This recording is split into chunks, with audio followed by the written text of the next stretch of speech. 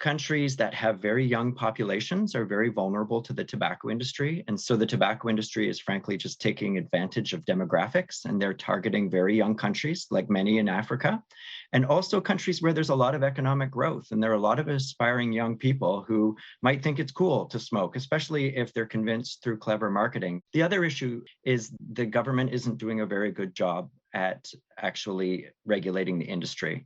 And the industry knows this, and it works very, very hard to make sure it's not regulated and to make sure that it has all of the open channels to young people. What types of regulations are we talking about?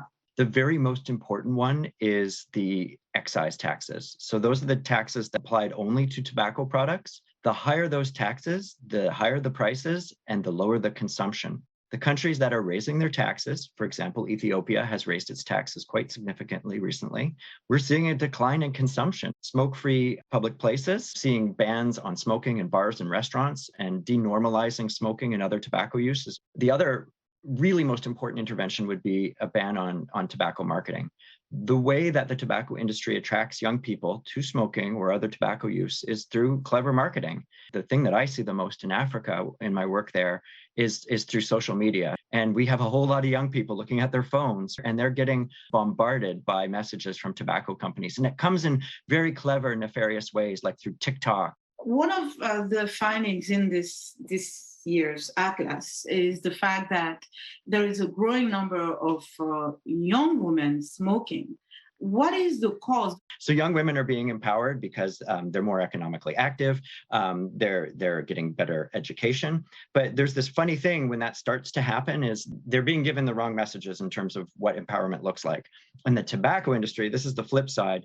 They are promoting this message that smoking is freedom and empowerment. Female adolescent smoking is greater than male adolescent smoking and greater than adult female smoking. If we don't do something about it, we have a very big crisis on our hands. How do we move forward? What are some of the recommendations, some of the solutions that would bring about more change in this big picture of fighting tobacco consumption? Not to sound like a broken record, but the way that we know works the best is raising taxes, because especially young people are very sensitive to price. Another is to try to break the communication between the tobacco industry and these young people, which means being very, very active in terms of banning all types of marketing. We haven't cracked this code yet. It's a tough one, trying to figure out how to interrupt this relationship between tobacco companies and potential customers through social media. I mean, we're seeing it in very subtle, very nefarious ways, and we need to figure that out. And we might need the help of some of these larger social media companies. The last thing I would say is we really need to make sure that our governments are not working closely with the tobacco industry. And this is a pattern that I have also seen in sub-Saharan Africa, where the tobacco industry is quite close to some governments. They've managed to convince them that this is an essential economic sector, and it is not. It is a huge economic loss for our societies, every single one of them. And we really need to do a better job communicating with our governments that this is a dead end. What about the consumer themselves? How do we empower them to relinquish the habit? I think that we can actually reach many, many young people through mass media campaigns. I would say it's almost exclusively social media, and communicating with them about the harms of tobacco use. Peer-to-peer discussions are even more effective. In Africa, we don't have a lot of support for quitting. So there are people that use tobacco products, and it's very hard for them to figure out how to get support for quitting through nicotine replacement therapies, through counseling.